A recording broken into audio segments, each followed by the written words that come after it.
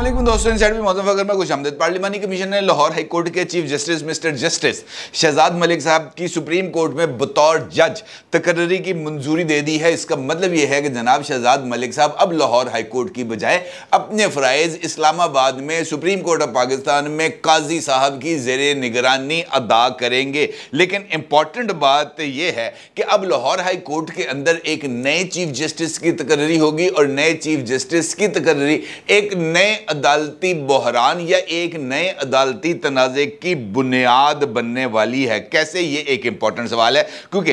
ये जो बहरान है ये मुझे लगता है जैसे ये कुछ और ज़्यादा गहरा होगा। ये अभी मुझे टलता हुआ नज़र नहीं आ रहा, क्योंकि जिस तरह जस्टिस बाबर सत्तार साहब ने ऑडियो लीक्स के मामले को उठाया था और ऑडियो लीक्स के मामले को उठाने के बाद जस्टिस बाबर सत्तार साहब के फैमिली से मुतल्लिक इंफॉर्मेशन सोशल मीडिया पर लीक हुई थी। उनका ग्रीन कार्ड आ गया था सामने, उनके बच्चों की तस्वीरें, उनके बच्चों के आईडी कार्ड, उनके बच्चों के नेशनैलिटी के जो डॉक्यूमेंट्स थे अमेरिकन, वो तमाम की तमाम सामने आ गए थे। और मुझे ऐसे लग रहा है कि बिल्कुल वैसे ही तरीक़ाकार पर अमल दरामद हो रहा है, क्योंकि जस्टिस शहजाद मलिक साहब की साहबजादी की भी पर्सनल इंफॉर्मेशन इस वक्त सोशल मीडिया पर ज़ेर गर्दिश हैं, जिनमें उनकी साहबजादी मोहतरमा शानज़े मलिक साहबा की तस्वीर, नाम, पता और शनाख्ती कार्ड की कॉपी शामिल है, जिससे ये फस और भी ज़्यादा फैलता और शिद्दत इख्तियार करता हुआ नज़र आ रहा है। इस बात के इशारे मिल रहे हैं कि इस्लामाबाद हाई कोर्ट में जस्टिस बाबर सत्तार की पर्सनल इंफॉर्मेशन की लीकेज केस के साथ ही अब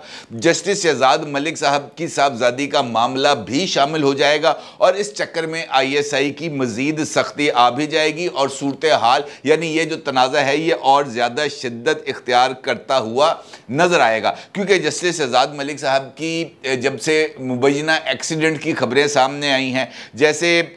उन एक्सीडेंट के हवाले से अमवात की खबर सामने आई है, फिर उस केस को दबाने की कोशिश की खबर सामने आई है और अब इस सारी सूरत हाल में एक और फनियर सामने आता हुआ नज़र आ रहा है। इसका मतलब ये है कि मौजूदा अदालती तनाज़ा जस्टिस शहजाद मलिक साहब की इस्लामाबाद में जनाब सुप्रीम कोर्ट ऑफ पाकिस्तान में जाने के बाद भी ख़त्म नहीं होगा, क्योंकि एक जानिब लाहौर हाई कोर्ट में नए जज यानी नए चीफ जस्टिस की तकर्री, जिसके लिए जस्टिस आलिया मुनीर साहिबा का नाम लिया जा रहा है कि वो मुतवक्का तौर पर नई चीफ जस्टिस होंगी लाहौर हाई कोर्ट की, और वो भी लाहौर हाई कोर्ट की तारीख में पहली खातून होंगी जो कि chief justice Lahore high court के ओहदे तक पहुँचेंगी। लिहाजा ये जो ड्रामा है ये ज़रा और शदीद होगा। कैसे? ये एक इंपॉर्टेंट सवाल है और इस सारी सूरत हाल पर आपके साथ बात करूंगा। लेकिन उससे पहले जिक्र करना बहुत ही ज़्यादा ज़रूरी है पाकिस्तान क्रिकेट टीम का, जिसका वर्ल्ड कप का सफ़र यानी T20 वर्ल्ड कप का सफ़र ख़त्म हो गया।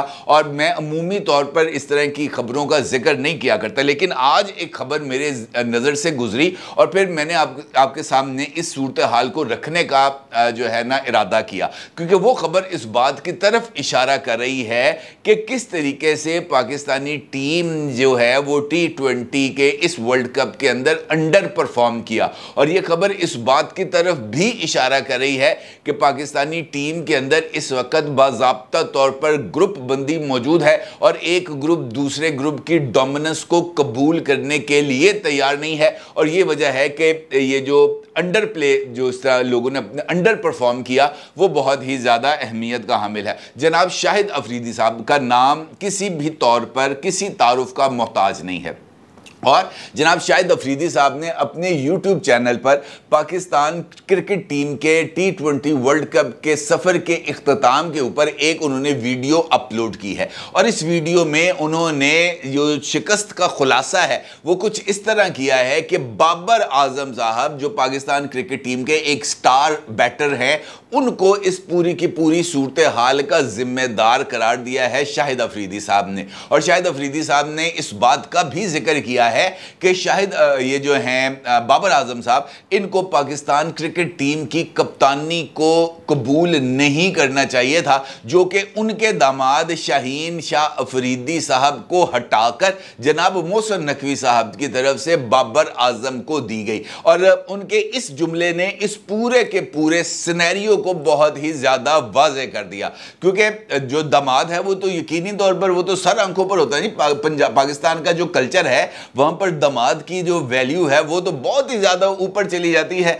लिहाजा शाहीन शाह अफरीदी को कप्तानी से हटाना खुद उनके ससुर जनाब शाहिद अफरीदी साहब से बर्दाश्त नहीं हुआ, और शाहिद अफरीदी साहब ने इनफैक्ट इस पूरे के पूरे सिनेरियो को कूजे में बंद कर दिया, क्योंकि जनाब शाहिद अफरीदी साहब भी अपने कैरियर के दौरान ऐसी ही सरगर्मियों में मुलव्वस रहे, हत्ता कि कुरान के ऊपर हल्फ लेते हुए यूनुस खान को कप्तानी से हटाने की जो साजिश थी वो भी मोहतरम शाहिद अफरीदी साहब ने रची थी, जिसमें यूसुफ, जिसमें सकलैन, जिसमें शुएब मलिक और दीगर तमाम लोग शामिल थे। और उन्होंने यूनुस खान को कप्तानी से हटाने के लिए ये पूरा का पूरा ड्रामे को स्टेज किया था, और इसका गवाही खुद मोहम्मद यूसुफ ने एक से ज्यादा मरतबा मुख्तलिफ टीवी टॉक शोज के अंदर दी है। और उन्होंने इस बात का जिक्र किया है कि यूनुस को उस वक्त शाहिद अफरीदी के कहने पर हटाना पाकिस्तान की क्रिकेट की तबाही की एक ऐसी ईंट थी जिसको नजरअंदाज नहीं किया जा सकता, और यही वो इशू था जिसने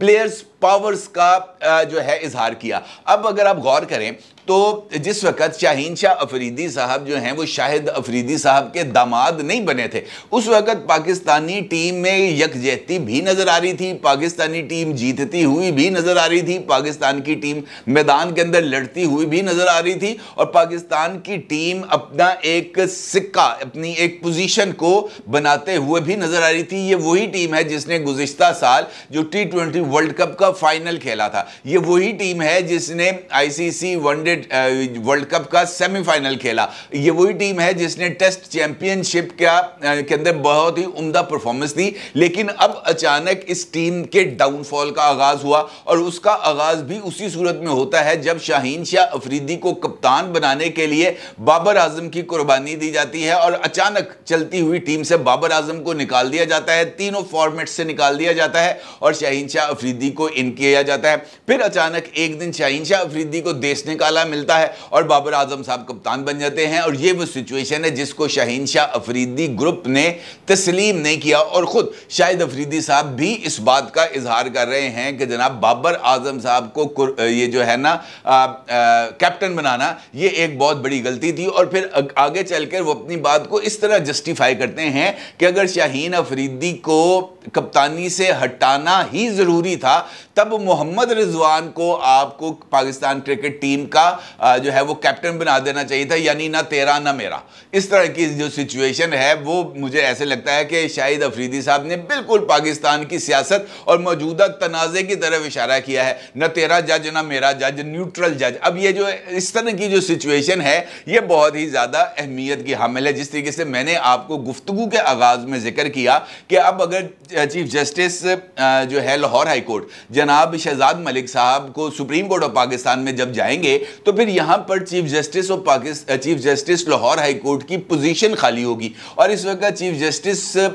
लाहौर हाई कोर्ट के लिए जो 3 जज साहिबान हैं वो उनमें से एक जज साहब की तकर्री होगी। और इस वक्त अब बताया ये जा रहा है कि ये जो जजेस कमेटी का इजलास हुआ था, जुडिशल कमीशन का इजलास हुआ था, उसमें भी chief justice Lahore high court की तकर्री के लिए कुछ गुफ्तगू की गई थी, और वहाँ पर भी मुहतरम जस्टिस आलिया मुनीर साहिबा के नाम पर गौर किया गया था, उनको जनाब chief justice Lahore high court बनाने के लिए। और शायद यही वजह है कि मारूफ वकील जनाब मियाँ दाऊद एडवोकेट साहब ने इसी जुडिशल कमीशन जहाँ पर शहजाद मलिक साहब और दीगर जज साहिबान को सुप्रीम कोर्ट भिजवाने का फैसला किया गया था, इस जुडिशल कमीशन की मीटिंग के मिनट्स को हासिल करने के लिए रजिस्ट्रार सुप्रीम कोर्ट को दरखास्त दी है। उनका यह मानना है कि ये जो मिनट्स ऑफ द मीटिंग है इनको जारी किया जाए, और अगर इनको जारी नहीं किया गया तो एक्सेस इंफॉर्मेशन एक्ट के तहत ये तमाम का तमाम मवाद उन्हें पहुंचाया जाए, उनको दिया जाए, ताकि वो ये देख सके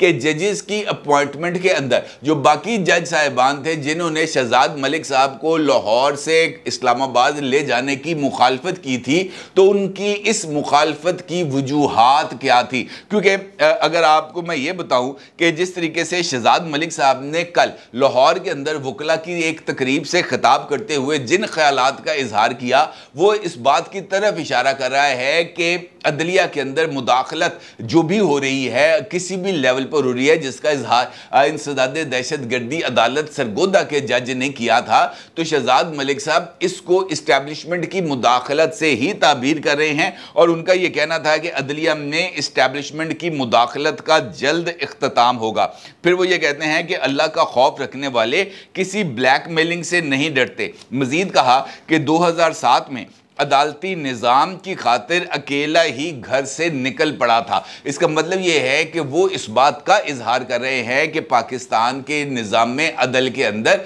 वो किसी भी तरह की मुदाखलत को बर्दाश्त करने के लिए तैयार नहीं है और वो किसी को भी इंसाफ के रास्ते में रुकावट नहीं बनने देंगे। तो फिर वो जो कहते हैं ना जी, action speaks louder than words, तो फिर उनके इस अमल का इजहार उनके अल्फाज से ज़्यादा मौसर होना चाहिए। क्योंकि जिस तरह की खबरें इस वक्त ज़ेरे गर्दिश कर रही हैं, इमरान शफकत साहब ने भी इसके ऊपर वीडियो की है, जनाब मतीउल्लाह जान ने भी इस मामले के ऊपर वीडियो की है मोहतरमा शानज़ मलिक साहिबा के हवाले से कि किस तरीके से उनका एक एक्सीडेंट हुआ जिसमें सेवर फूड्स में काम करने वाले 2 नौजवान लुकमा अजल बन गए। तो फिर इस वाक़े से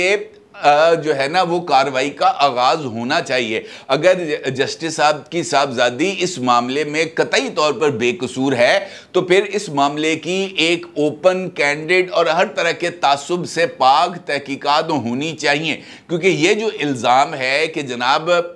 लाहौर हाई कोर्ट के रजिस्ट्रार के दफ्तर के अंदर वो जो इन्वेस्टिगेटिव ऑफिसर आया था इस्लामाबाद से, उसको यहाँ पर उनके ऑफिस के अंदर बंद किए रखा, उसको लाहौर हाई कोर्ट के ज़ेरे इस्तेमाल गाड़ियों की तफसीलात देने से मना किया गया, उसको ये नहीं बताया गया कि कौन से जज के पास किस तरह की गाड़ी है, कौन सी गाड़ी कौन से जज साहब के पास है। तो ये वो तमाम चीज़ें थी जो शकूक व शुबहात को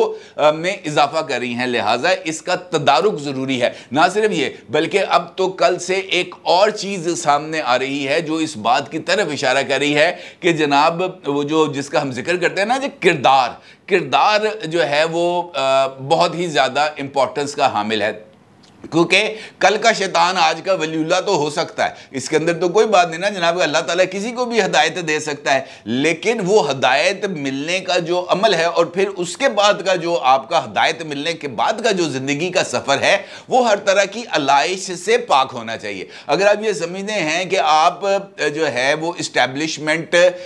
को पाकिस्तान की तमाम बुराइयों का जिम्मेदार समझते हैं तो फिर अपने इदारे के अंदर वो तमाम लोग जो इस्टेब्लिशमेंट की इस्टेब्लिशमेंट की पर्ची के ऊपर जज भर्ती हुए, ना सिर्फ इंसदाद दहशतगर्दी अदालत, सेशन अदालत, सिविल अदालत, बल्कि हाई कोर्ट और सुप्रीम कोर्ट में, उनको कम अज कम उनका अंदर तो आवाज देता ना, उनको तो पता ना कि किस जर्नैल ने उनकी जो है सिफारिश की थी, उनको तो इस बात का अंदाजा है कि उन्होंने किस जर्नैल के गोडों को जाकर हाथ लगाया था, किस जर्नैल को मुकम्मल तौर पर मुतमईन रखने का वादा किया था कि जनाब तुसी सानू जज ला रहे हो, आपको फिक्र करने की जरूरत नहीं है, आपका हर एक इशू रिजॉल्व किया जाएगा। तो जनाब उनका भी एड्रेस करना चाहिए ना। और खास तौर पर जिस तरह मैंने आपके सामने जिक्र किया है कि एक और फनियर सामने आ गया है जस्टिस शहजाद मलिक साहब के हवाले से, तो इसको भी चीज़ों को एड्रेस करना बहुत ज़्यादा ज़रूरी है क्योंकि इनकी अपॉइंटमेंट के हवाले से भी कुछ इसी तरह के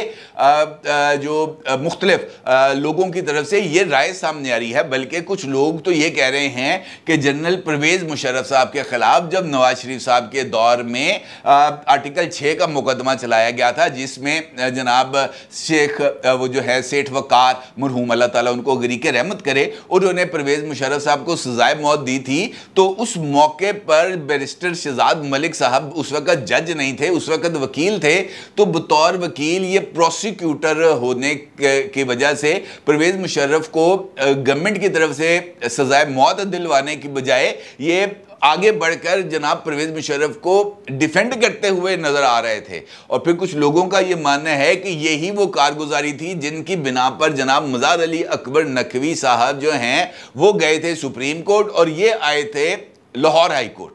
फिर अब अगर ये इस तरह की चीज़ें हैं तो फिर देखें, अब कुछ चीज़ों को हमें बहुत ही क्लैरिटी के साथ एड्रेस करना है। इफ़ एंड बट्स नहीं होने चाहिए। अगर मुदाखलत है तो फिर उस मुदाखलत का, जिस तरह जनाब जस्टिस साहब ने जिक्र किया कि अदलिया में इस्टेब्लिशमेंट की मुदाखलत का इख्तिताम होगा और बहुत जल्द होगा, तो इस बिगिनिंग ऑफ द एंड के लिए हम सब तैयार हैं। हम सब इसको वेलकम करेंगे, ना सिर्फ जुडिशरी बल्कि एग्जीक्यूटिव, बल्कि ब्यूरोक्रेसी, बल्कि पॉलिटिक्स के अंदर भी इस्टेब्लिशमेंट की मुदाखलत का 100%, जर्नलिज्म के अंदर भी इस्टेब्लिशमेंट की मुदाखलत का 100% इख्तिताम होना चाहिए, ख़त्म होना चाहिए। हर एक को अपनी अपनी कॉन्स्टिट्यूशनल डोमेन के अंदर रहते हुए काम करना चाहिए, लेकिन action speaks louder than words. फिर आपके अमल को आपके अल्फाज से ज़्यादा मौसर होना चाहिए। फिर वो तमाम लोग जो इस्टेब्लिशमेंट का कंधा इस्तेमाल करते रहे हैं, जो इस्टेब्लिशमेंट को इस बात की यकीन दहानियाँ कराते रहे हैं कि जनाब हम आपके बगल बच्चे हैं, हम आपके लिए हर तरह का कानूनी अमल गैर कानूनी अंदाज में और गैर कानूनी अमल कानूनी अंदाज में करेंगे, आपकी तरफ से उठाए जाने वाले हर एक इक़्तिदाम को कॉन्स्टिट्यूशनल कवर